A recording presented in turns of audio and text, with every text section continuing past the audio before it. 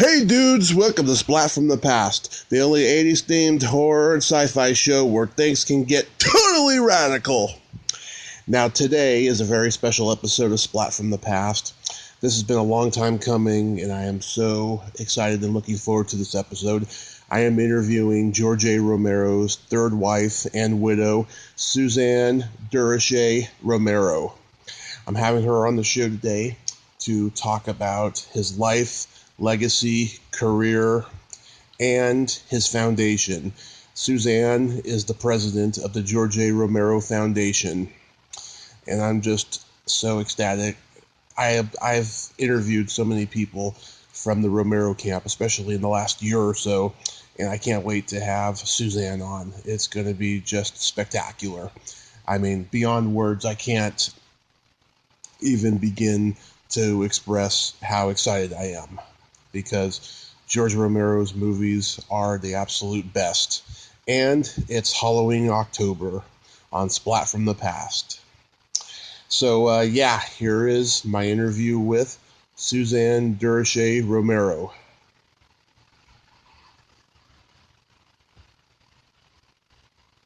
Hello? Hey, Suzanne. Hi, Tommy. Yeah.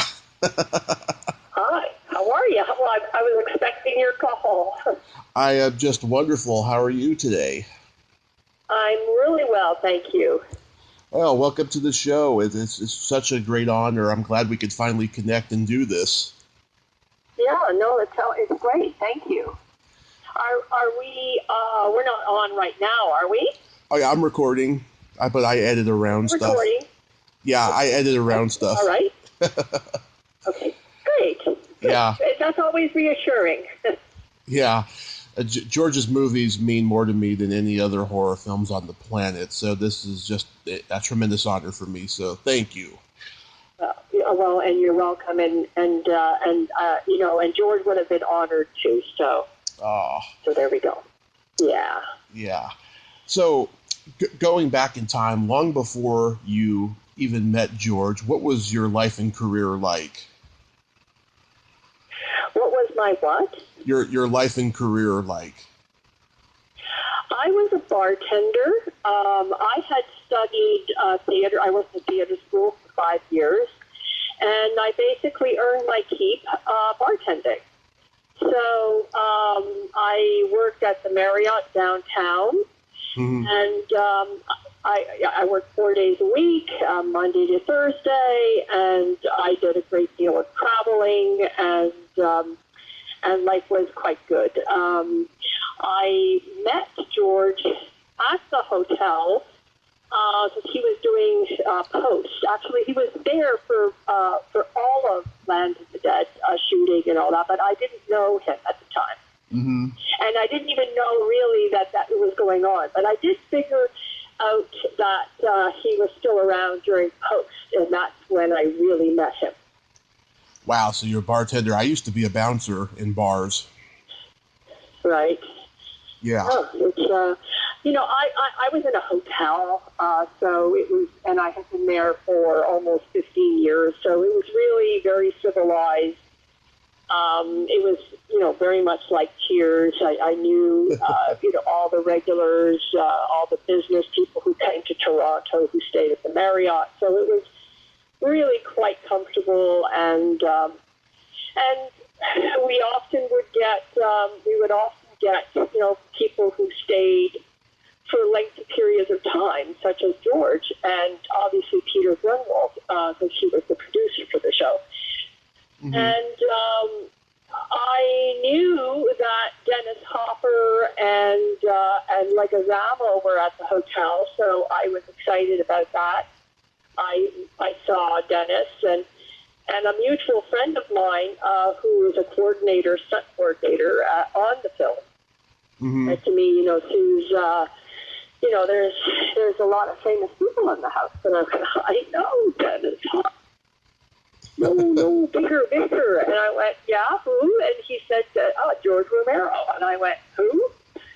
And astonishingly, I had never heard of him, and nor had I seen any of his films. So I have vaguely remember, I'd heard of Night of the Living Dead, but I hadn't seen it. So he was nothing to me. He was not on my radar, and that was it. So when I was introduced to him, he was just another guy, Yeah.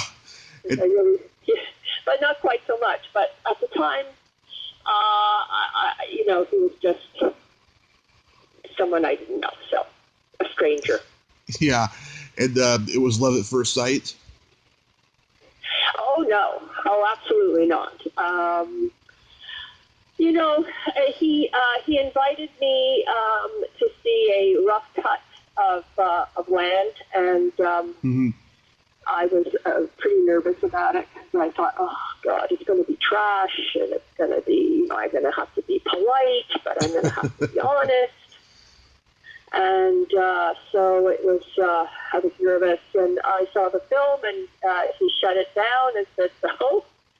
And I went, well, it wasn't that bad. And he just laughed, like that big laugh that he had. And, and I guess he just knew that I wasn't his demographic. So, I mean, he just thought if I thought it wasn't bad, then it was a good movie. So he was pretty pleased. And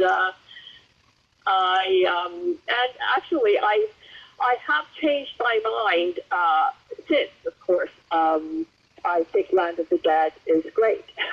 But at the time, I was really quite, I didn't know what to expect. And so I just thought, oh, it wasn't so bad, because I was expecting it to be really sort of cheesy and horrible and all that stuff. So, yeah.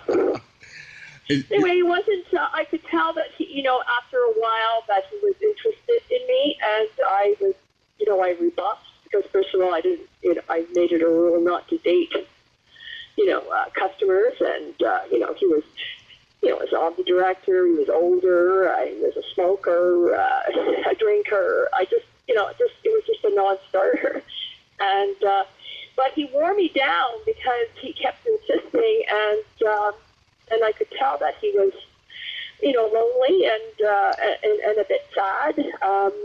And so I went out with him. I wouldn't have called it a date. I just thought it was, doing something nice for somebody. And and I have to tell you, Tommy, it was, I had been single for a very long time, and I had a good time. And, it was a terrific evening, and I went out again.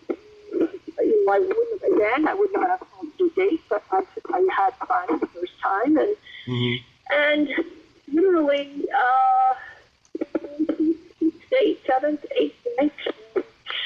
We just never looked back. It was extraordinary, and he asked me to take a chance on him, and I did, and here we are. I'm on the phone with you. Yeah. So, it was a whirlwind.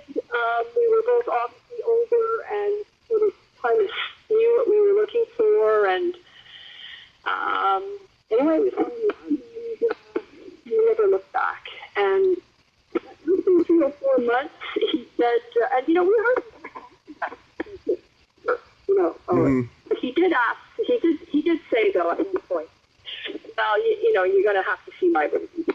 So we had a film festival, a Romero Film Festival at the house, and I saw his movies.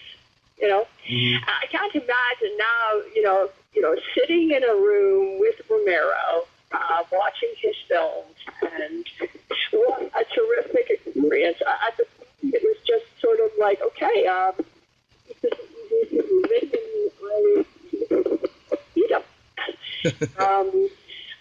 but a lot of people would have had been envy my position. So yeah, I did see the movies, and I thought Night of the Living Dead was astonishingly fantastic. I didn't think much of Dawn. I still don't. He he thinks that I was the only person on the planet who doesn't like dawn, but I really like day, and of course Creepshow is fun, and I really like Night Riders and Martin, and then of course I was there for Diary and Survival. So, and so those were my opinions. It's subjective. It's people see films and they decide whether they like them or not, and Yeah. But I do have to say though that even though they're essentially not my kind of film, Yeah. I did get that it was substantive. I did get that it was smooth, and it was metaphor. I did get that sense that they were special, and even though they're not necessarily my cup of tea. He's really a big horror fan, essentially. Yeah. He never watched humor. He, in fact, made it his mission for me to see all the oldies movies. So we watched TCM. You're cutting out a little bit, Suzanne. Oh, okay. Is it better now? Yeah. Okay. All right. I'm on my cell. I'm in Pittsburgh. Where are you? California. Oh, okay. Well, is it all right now? Oh, yeah. It's perfect. Okay. Yeah, so, we spent the next 12 years basically educating me on horror and, the classics, and so I have seen, I wouldn't say I'm a movie buff, but I'm pretty close. I've seen all the movies, all the essentials, and I certainly enjoy them, so. Yeah. So that was a really big exception, a big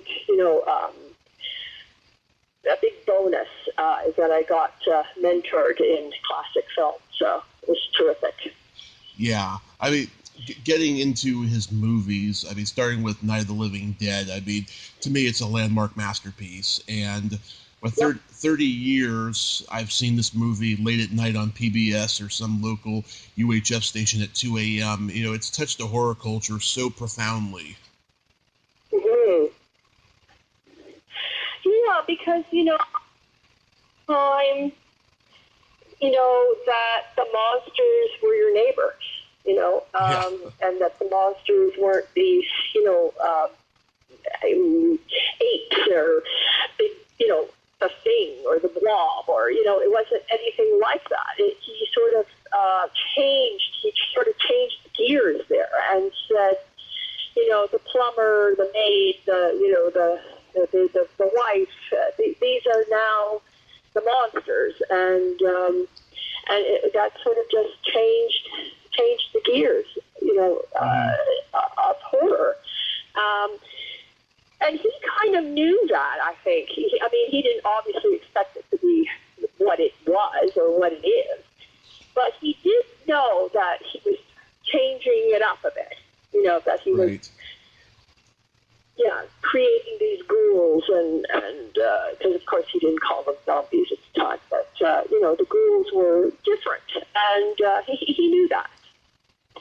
Yeah, it's funny because when the movie came out in '68, everyone was now making horror films, and it took a while before anything really original and groundbreaking came out. Between Night of the Living Dead and Texas Chainsaw Massacre, it seems like everyone was doing horror movies based on the Manson killings during that period. Right. Yeah. But, Night of the Living Dead, was doing the drive-in circuits, all that kind of stuff, causing a stir.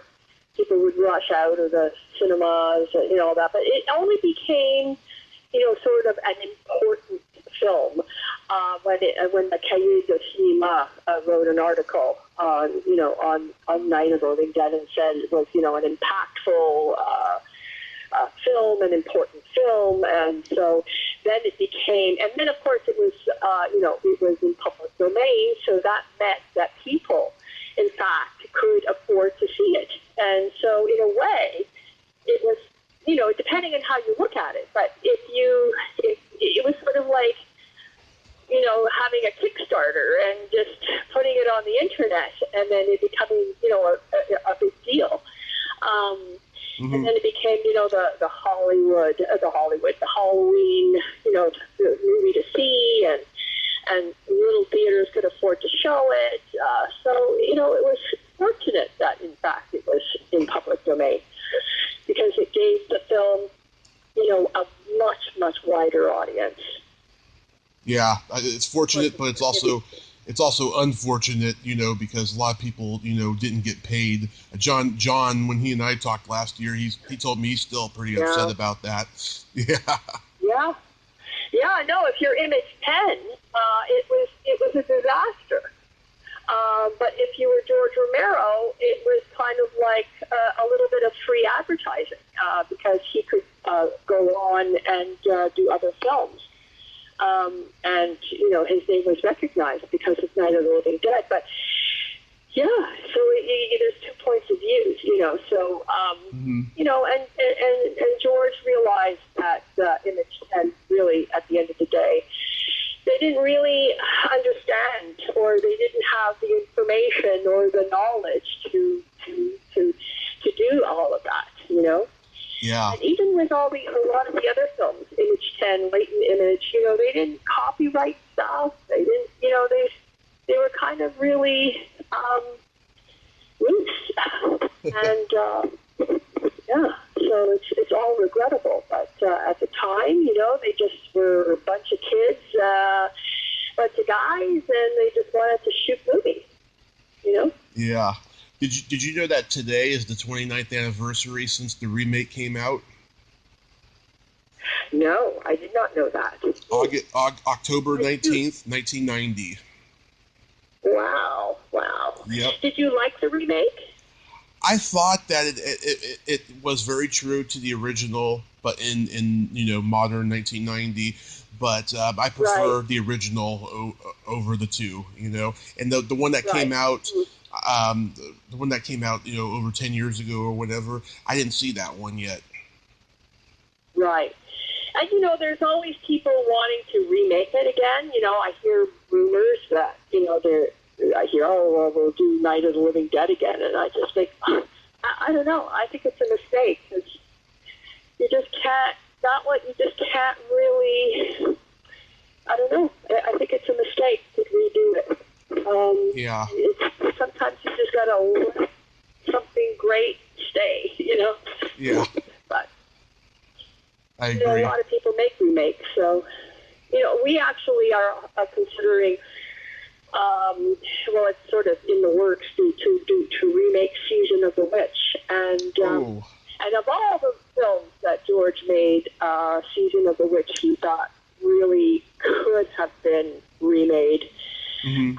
And it would be justified. And so he discussed it several times that he would have liked to have had it remade. So I think that the right partnership and, the right deal, we might actually go there. So we'll see. Yeah, I just had Joetta McLean on the show last month, which I'm very proud of because it was her podcast debut. Yeah. Do you know if George knew that Rodney Dangerfield referenced Night of the Living Dead in Caddyshack? Probably. I did not know this, but he probably did. Yeah, I would say he did because George really did a lot of interviews, and people would tell him stuff. So he did an interview like at least once or twice a week for as long as I've known him. So he would often talk to people about his career, about his work, the films. And so I'm pretty sure that somebody would have mentioned that to him. Yeah. I didn't know. This is the first I hear of it. So. Yeah, he's at this party, and there's all these old people dancing, and he says, "Oh, it's the dance of the living dead." Oh, okay. I can just see him doing it too. Yeah. Yeah. I've never seen There's Always Vanilla, but I always heard that was the one George wished he could do over.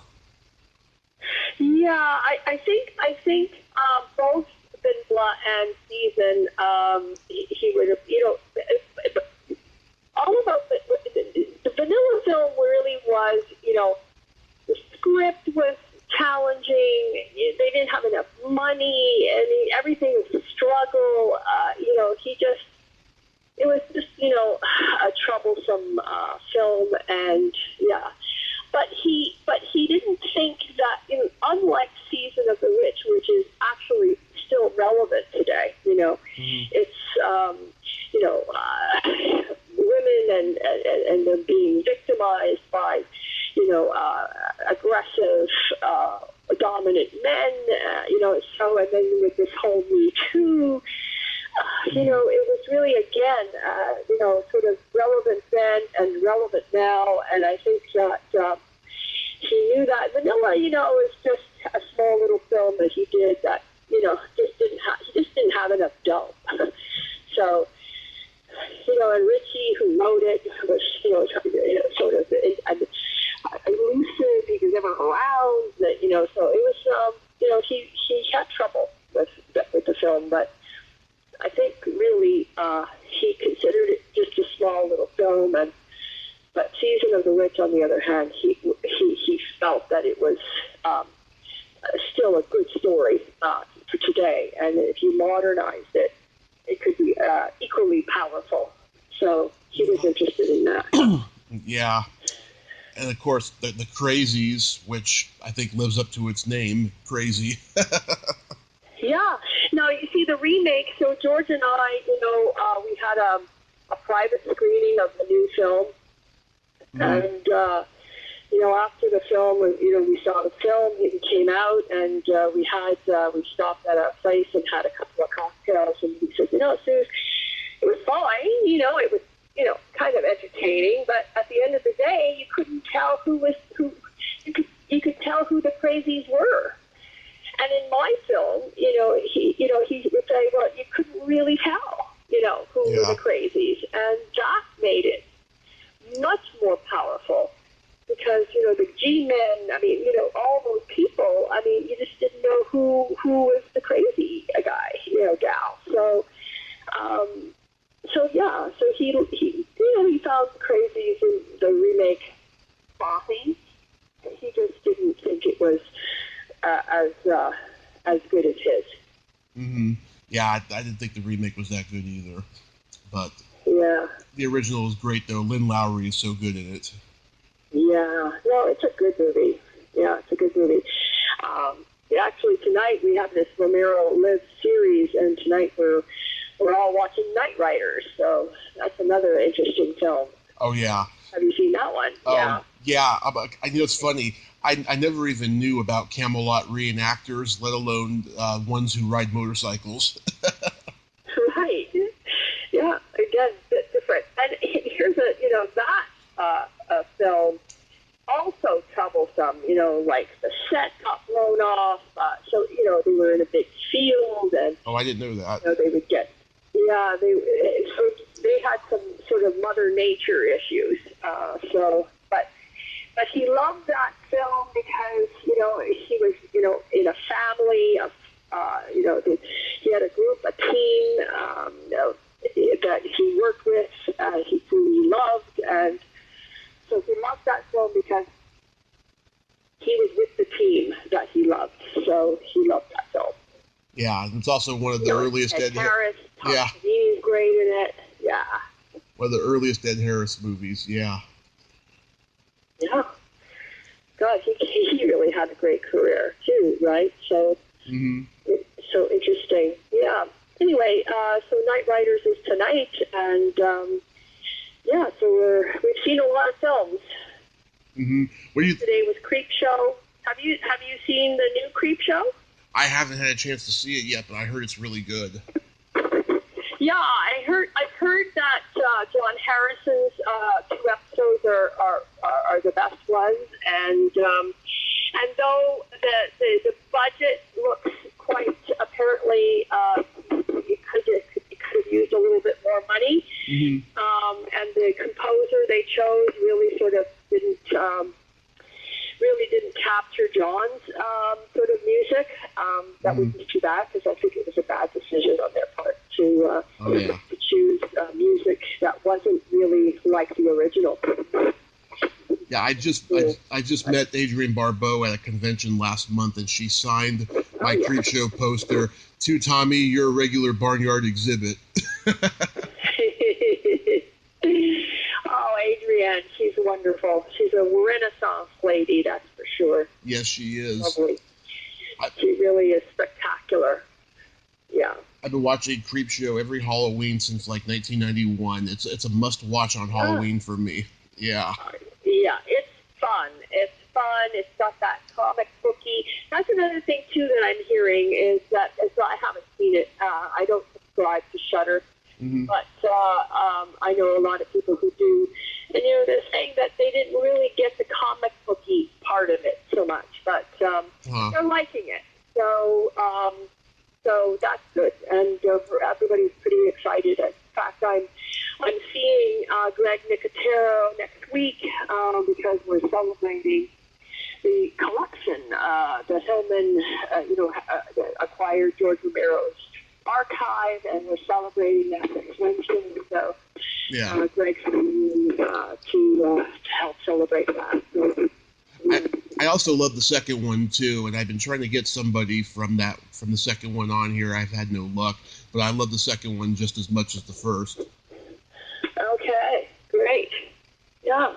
So you watch both at Halloween? Oh yeah, I have both creep shows. Yeah. Okay, great. Yeah, great. Yeah, and Halloween is just around the corner, so you're due. Yeah. What did you think about Martin? Well, Martin was George's favorite film. It was the film that, as a film director, he got to shoot exactly what he wanted always, which is a luxury that just directors don't get. And he did for that one. Every shot, everything, he had full 100% autonomy and sovereignty over that film, and he loved it.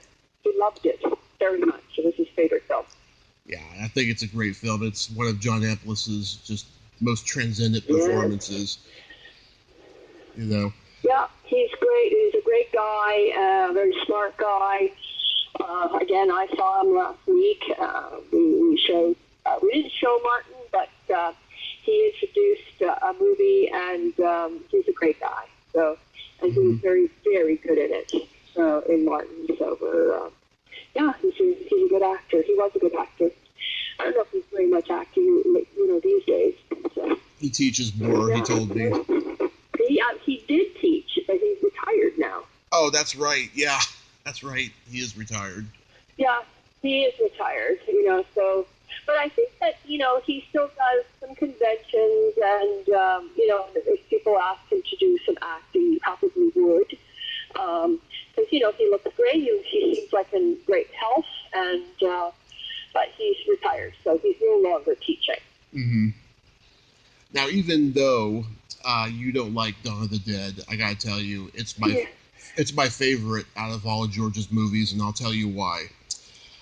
Okay. When I was growing up, the movie was not available on cable, and my local video stores didn't have it. But then when I was 19, I moved across the street from a video store that did have it, and my grandmother had just passed away. And this movie, along with Day, which I didn't see until about 2 years later, they both really made me happy during that period, because I was devastated over the loss of my grandmother. Right. Well, and that's what movies are supposed to do, right? They're supposed to take you away from real life, which is often sad, and when you're in mourning, or movies are supposed to take you away, and so that's great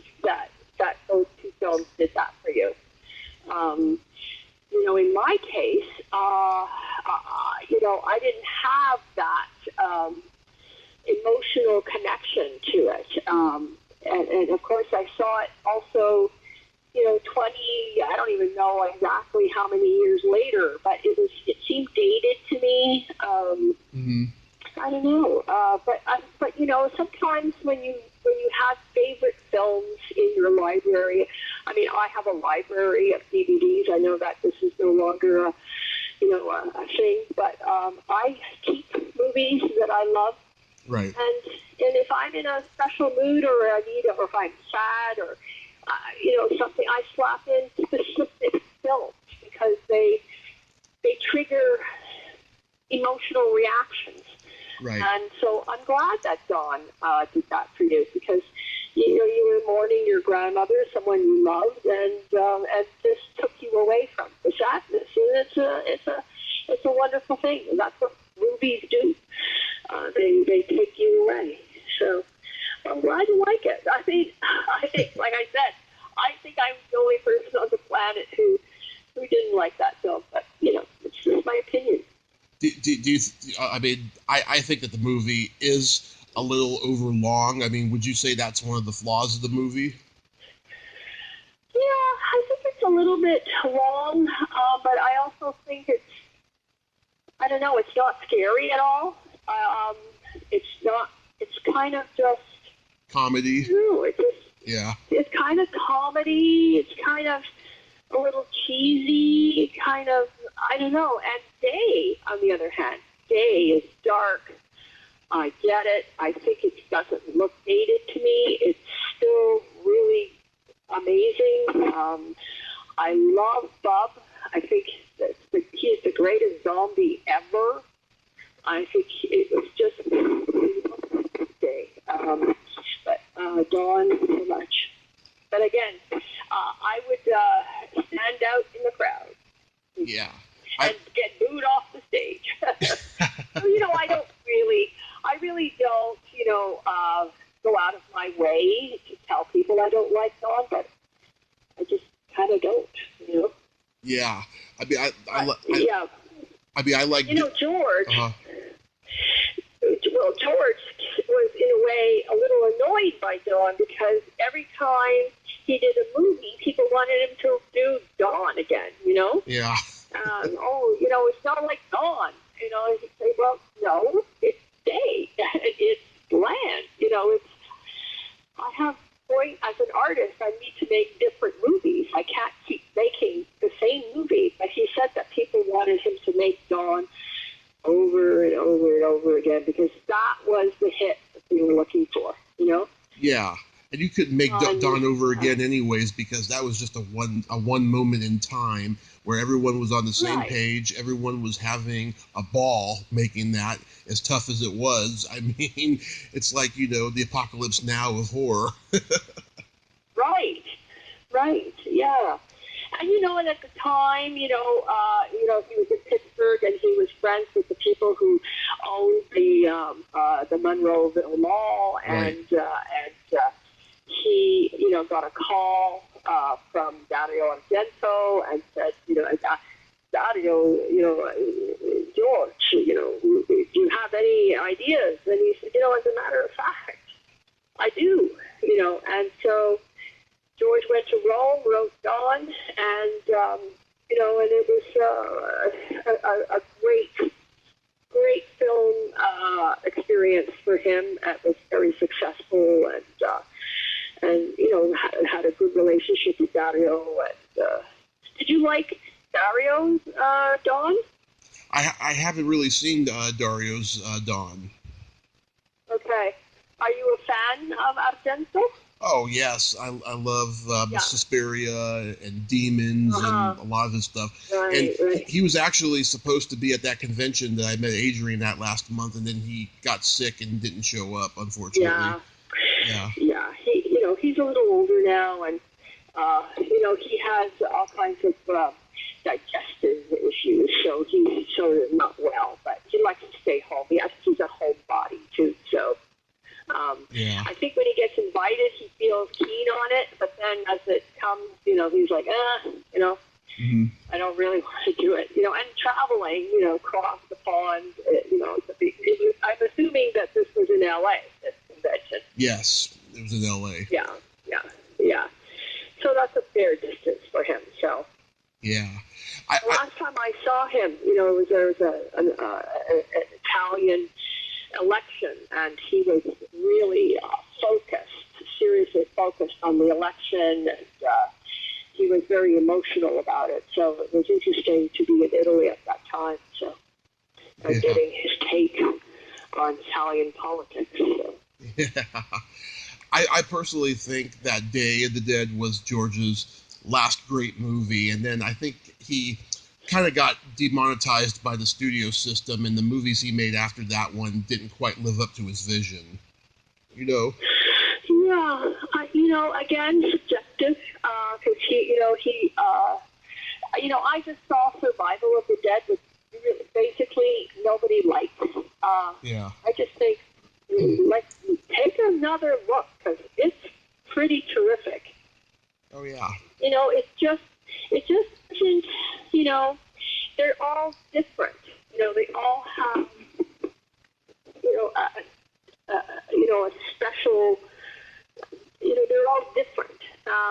So, you say the last day is the last great movie he's done.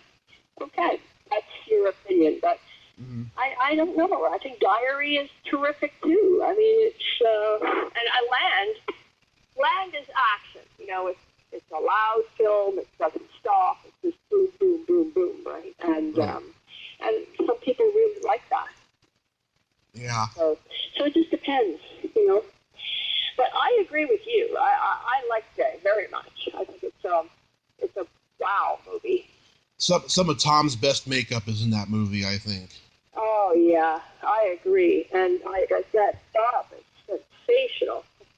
He's such a great actor. He was a great, just a great character.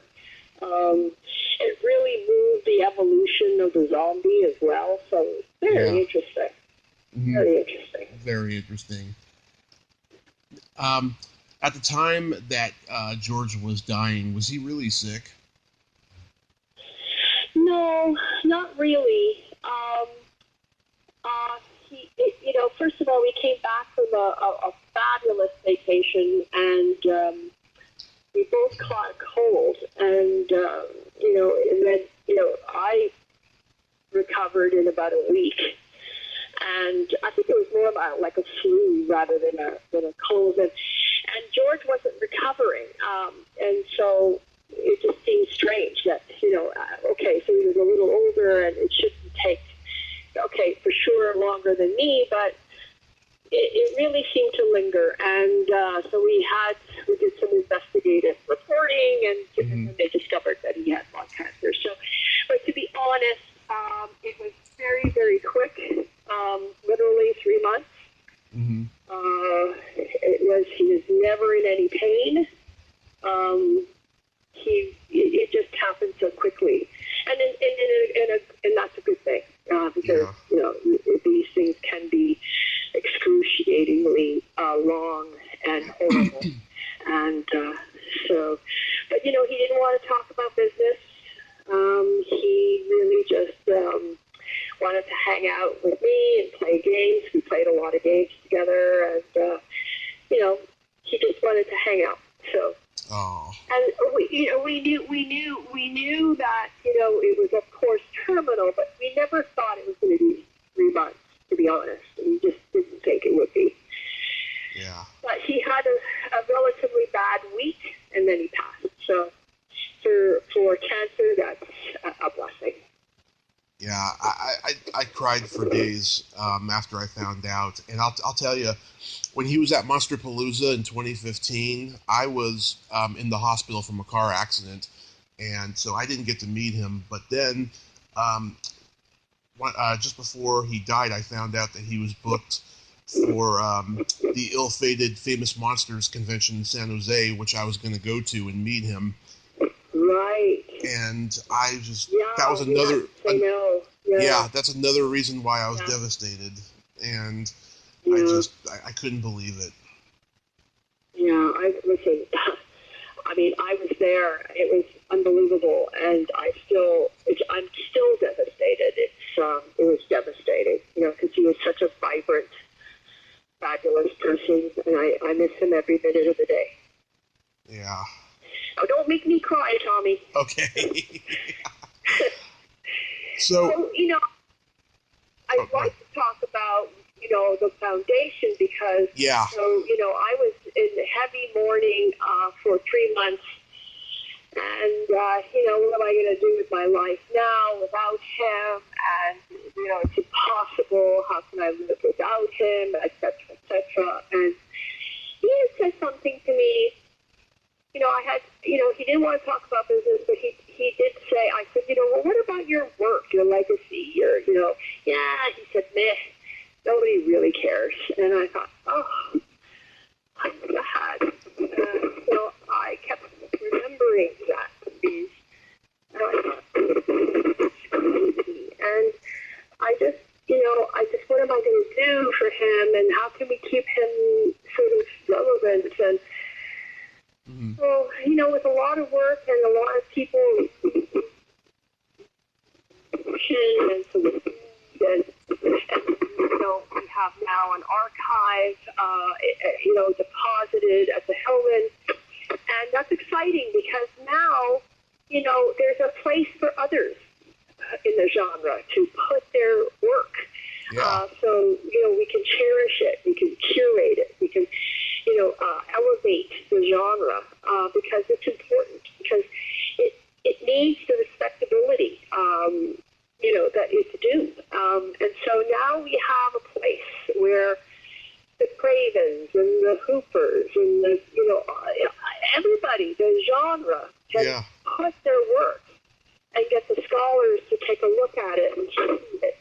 And here's another thing, too, is that we want a museum. Oh, yeah, you should. Why isn't there a museum? I mean, it's astonishing. I'm not even a horror, like I've said. I'm not really a horror fan, but the fact that there isn't one is incredible, because it would be fun to go to a place where like-minded people can enjoy the genre, go to virtual reality rooms, go to cinemas, go to symposiums, take a look at, exhibitions, memorabilia. I mean, it just seems so like a no-brainer that there should be a museum. So we're going to work on that. We're doing feasibility studies to see if Pittsburgh can sustain another museum. And if it's not Pittsburgh, maybe somewhere else. Obviously we're going to need some government funds, and we're going to need some personal donations. But, I hope that people are going to support the genre, not just emotional support, but you're going to open wallets, and put your money where your mouth is or where your heart is, even though it's, supporting the genre is not like supporting orphan children or cancer. Obviously, these are needs, but this is more like passion, people who are passionate. Like, I hear your voice, and you're like, yes, Yeah. I saw Dawn and it changed my life, or it helped me, cope with some stuff. And that's what, in this case, what the horror genre has done for so many people, and we need to elevate it. And so that's my job. That's my new job, is to make sure that horror has a place and that horror gets respected. The fact that George has a star, on mainstream, on Hollywood Boulevard, it's the first time it's happened. So there's got to be more of that. There has to be, yes. I don't know if you agree, but yeah. I agree, yeah. I mean, a museum, that would be perfect. Museum would be just perfect, for his legacy. Yeah. But it's not just George Romero, even though, of course, we have his archive. But it isn't about just George. It's about others and other filmmakers and other artists, writers, artists, painters, so many different art forms that need to be exposed to the world in one place.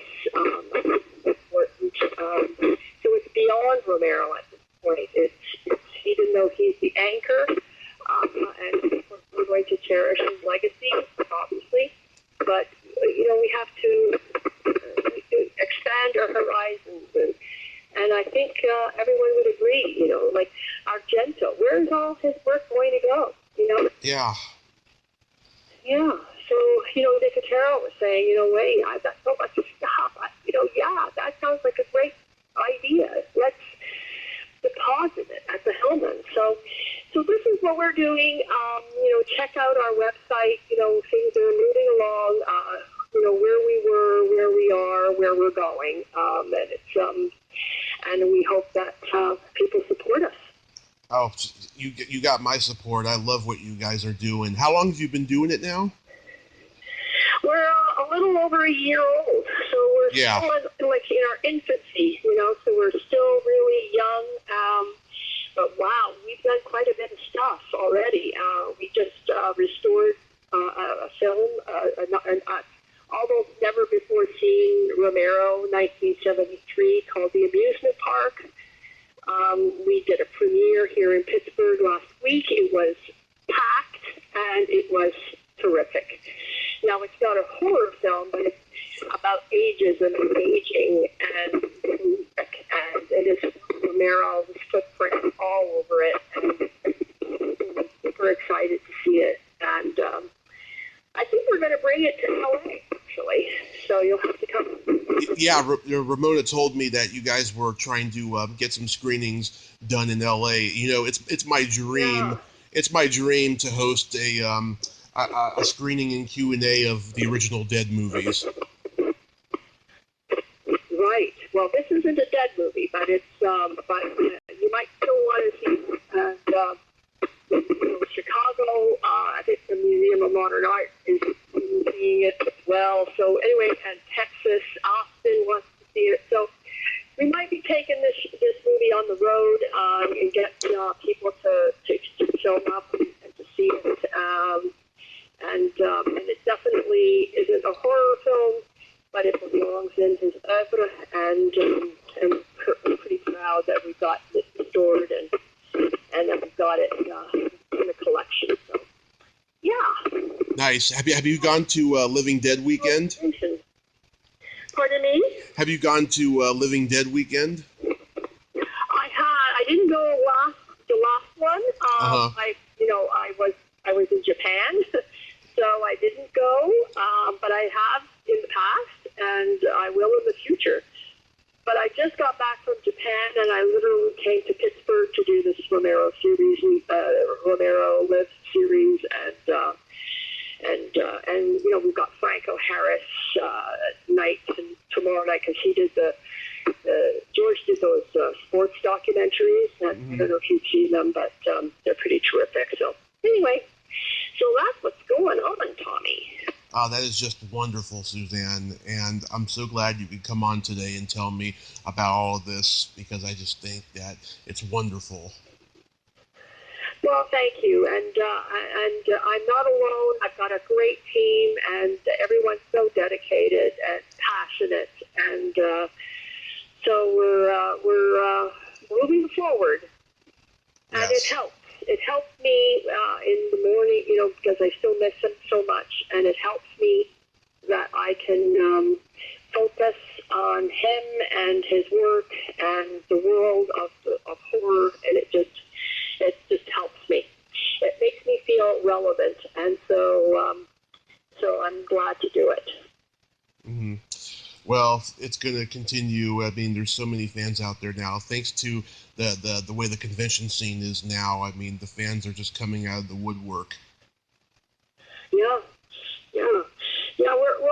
We're actually thinking of getting a Garth table on at some of the relevant horror conventions, so that people can drop a dime in the piggy bank. So you might see more Garth tables around. So just so that people know that what we're doing. Yeah, I think more conventions need to do more tributes to George. I remember 2 months after George had passed, I went to Son of Monsterpalooza, and there was not a tribute for him or Toby Hooper, and they both died at the same time. Right. And I found out later that Toby actually had some issues with the organizer of Monsterpalooza. That's why he didn't have one, but I was wondering, why George didn't have one, and I actually complained. I wrote an email about it, but stuff like that happens in this business, I guess. Well, and I guess that was one of the reasons why George said, people don't really care. And I just thought, well, that's bullshit. You spend your whole career doing horror movies when you would have preferred doing other kind of movies, and now, people, don't really appreciate you. I just think it's sad, and won't let that happen. That's my mission. Definitely won't let it happen. Yeah, don't let it happen. Hey, Suzanne, you're from Toronto, right? I am, yeah. George is buried there. He's buried about a kilometer away from my apartment, and I go, 3 times a month. Yeah. So, he's in Toronto, and I live in Toronto. He was actually a permanent resident of Canada, so he loved Canada, and he did, a bunch of movies in Canada, starting from Bruiser. Yep. So he did a lot of. He had a great team too in Canada, in Toronto, and he's loved up there in Canada too.